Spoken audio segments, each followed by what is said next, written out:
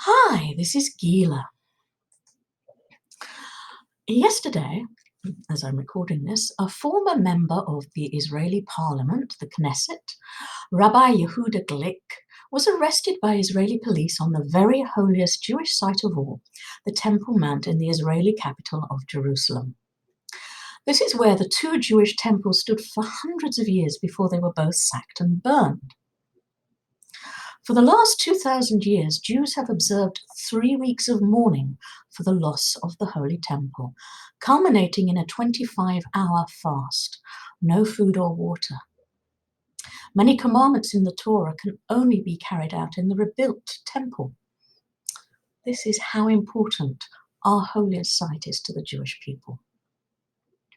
Indeed, the Temple Mount is so holy that some Jews do not even ascend it, so as not to stand accidentally anywhere the temples might have stood, which is a problem under Jewish law at the moment.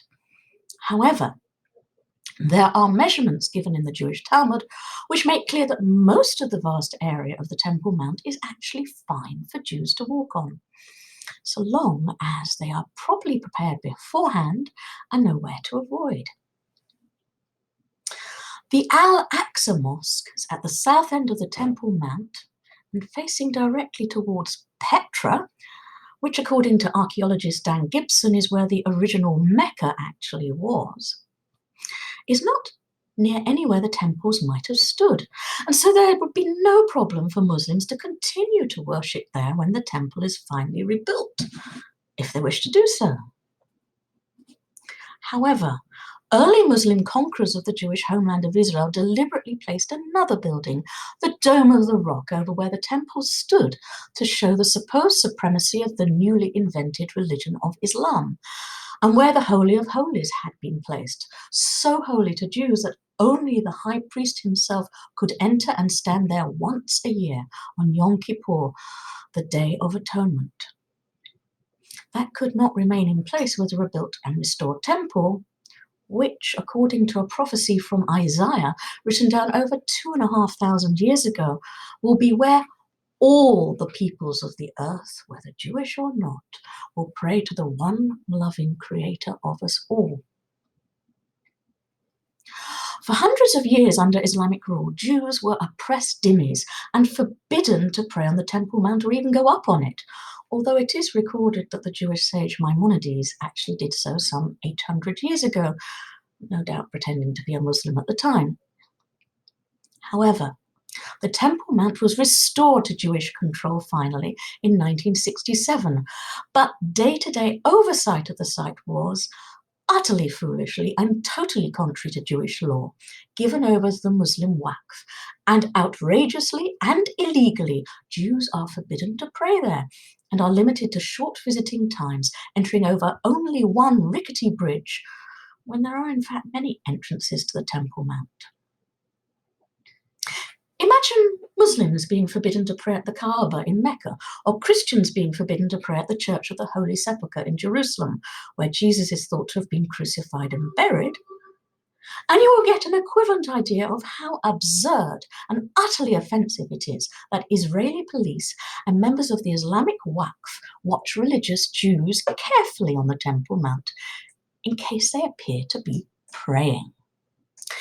In which case, Jews or other non-Muslims can be forcibly arrested and removed. This status quo is totally unacceptable to anyone who takes human rights seriously. And it's also contrary to both Israeli and international law protecting those rights. More and more Jews are feeling the need to worship on the Temple Mount once more, and this need is only going to grow stronger. Yesterday, Rabbi Yehuda Glick was apparently suspected of praying on the holiest Jewish site of all because he walked too slowly there. This good man in his mid-50s nearly died after being shot several times at point-blank range by a murderous Muslim assassin 6 years ago, as well as having served as a member of the Israeli parliament. Then his home was raided and searched by Israeli police at 11:30 last night, according to the police, because apparently he was suspected of having stolen some of the papers they had about him when they were interviewing him after his arrest. So Rabbi Glick was interviewed again in the middle of the night.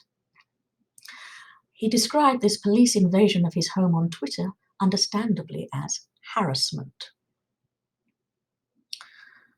We may have more freedom to express opinions in Israel than in today's Britain, but sadly there have been various stories of police and other official brutality towards both Jews and Arabs here, which are not in accord with human rights to be treated with some degree of dignity and respect. And this appears to be another case of the same. Personally, I cannot begin to express my own complete outrage and anger about the whole self-imposed dhimmitude, a surrender to the supposed supremacy of Islam, because while Jews have no problem with anyone else, including Muslims, being free to pray on the Temple Mount peacefully and respectfully, the site is huge and there's plenty of room for all. The supremacist political ideology of Islam teaches that non-Muslims are inferior and therefore unacceptable on a site which is also considered holy to Muslims, but not surely quite as holy to them as it is to the Jewish people. Imams have preached violence and hatred to Jews in the Al-Aqsa Mosque. Arab boys have played football there, weapons have been cached there, and irreplaceable ancient Jewish archaeology has been illegally dug up by Muslims when building foundations for new mosques. And yet successive Israeli governments have essentially turned a blind eye to such appalling desecration of the very holiest Jewish site of all, and have continued the totally unacceptable, illegal, and utterly offensive status quo there.